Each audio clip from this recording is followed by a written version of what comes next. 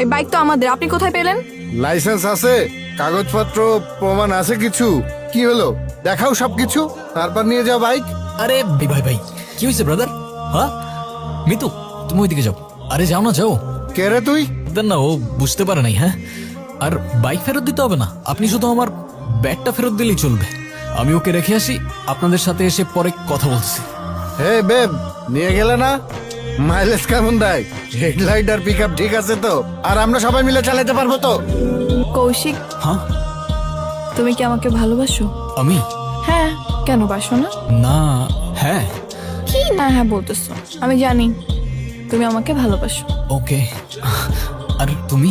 আমিও তোমাকে ভালোবাসি। সবকিছু অনেক ফাস্ট এগিয়ে যাচ্ছে না? এগোতে তো হবেই, আমাদের কি সে বয়স আছে নাকি? কিন্তু আমি তো ভাবছি অন্য কিছু। কি ভাবছো? তুমি বাবাকে বিয়ের কথা বলো। বিয়ের কথা মানে? কেন করতে চাও না? না, চাই, কিন্তু এখনই? হ্যাঁ, কোনো সমস্যা? না, কোনো সমস্যা তো নাই। শুনো, আমি বাবাকে দেখছি অনেকের সাথে আমার বিয়ে নিয়ে কথা বলতে, তাই আমি চাচ্ছি বাবা আমাকে কিছু বলার আগেই তুমি বাবাকে বলে দাও।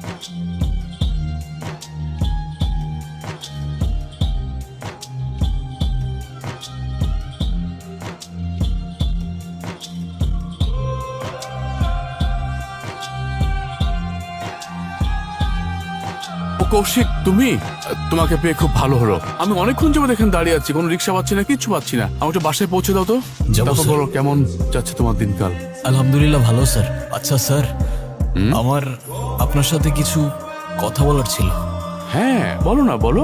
স্যার, আপনি কিছু মনে করবেন না তো? না না, কি মনে করবো, বলো। আসলে স্যার, আমি আসলে বলতে চাচ্ছিলাম যে কৌশিক, এই রফিকের বাড়ির সামনে একটা জটলা দেখছি। দাঁড়ো, এখানটা একটু সাইড করো। তোমার সাহস কত বড়? তুমি আমার বাড়িতে এসে তুমি আমার মেয়েকে নিয়ে যেতে চাও? দেখবো কে কি করে। এই কি হয়েছে রফিক?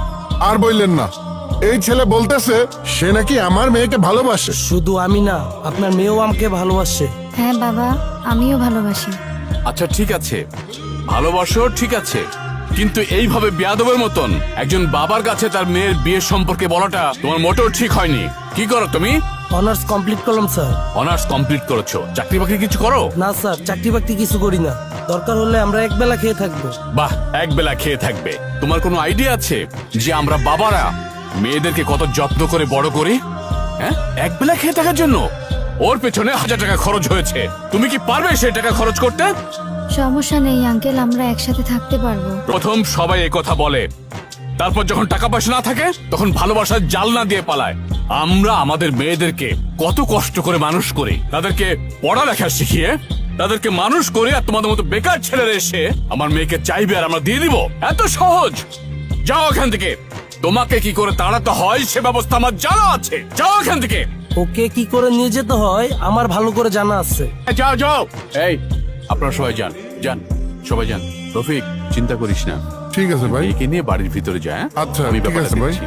দেখলে তো আজকালকার ছেলেরা কেমন লাইফলেস, চাকরি বাকরি খবর নাই, বিয়ে করতে এসছে। কি বলো? জি স্যার। হ্যাঁ চলো। তোমার মতো ছেলে আজকাল কয়জন?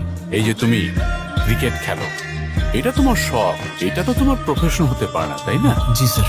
যখন একটু ম্যাচিউরড হবে, ভালো চাকরি করবে, তখন বিয়ে শাদী করবে। আজকাল তো ভালো চাকরি ছাড়া মেয়ের বাবারা মেয়ে দিতে চায় না। কি বলো? জি স্যার, আপনি ঠিকই বলেছেন। আচ্ছা, বা তুমি কি যেন বলতে চাইছিলে আমাকে? না স্যার, তেমন কিছু না, এমনি। ও, চলো। এই ভালো কথা, বাবাকে বলছো বিয়ের কথা? বাবা কি বলছে, রাজি হয়েছে? কিছুই বলি নাই আমি, আর যদি বলতামও উনি রাজি হতো না। মানে? উনি তোমার জন্য আমার মতো কোনো বেকার ছেলে চায় না মিতু। ভালো কোনো চাকরি না করলেও উনি কখনোই মানবে না। তো এটা তো স্বাভাবিক, তাই না? আমি বুঝতে পারতেছি না, জানি না আর কি করব। ক্রিকেটের বাইরে তো কখনো কিছু ভাবি নাই আমি। তো এখন ভাবো, কি দেখতেছো? আগে আমি না ক্রিকেট? আরে বিষয়টা এমন না মিতু। তাহলে বিষয়টা কেমন? শোনো, এসব বাদ দাও, এসব বাদ দিয়ে না হয় এখন একটা চাকরির জন্য ট্রাই করো। আরে কি চাকরি করব আমি? আর কে দেবে আমার চাকরি? আমি ক্রিকেট ছাড়া কিছু পারি? কিছু তো পারি না আমি করবোটা কি? এক্সকিউজ দেওয়ার সময় সবকিছু পারো, কিন্তু একটু রেসপন্সিবিলিটি নিতে পারো না। তোমাকে আমার কিছু বলার নেই, থাকো তুমি, আমি গেলাম। আরে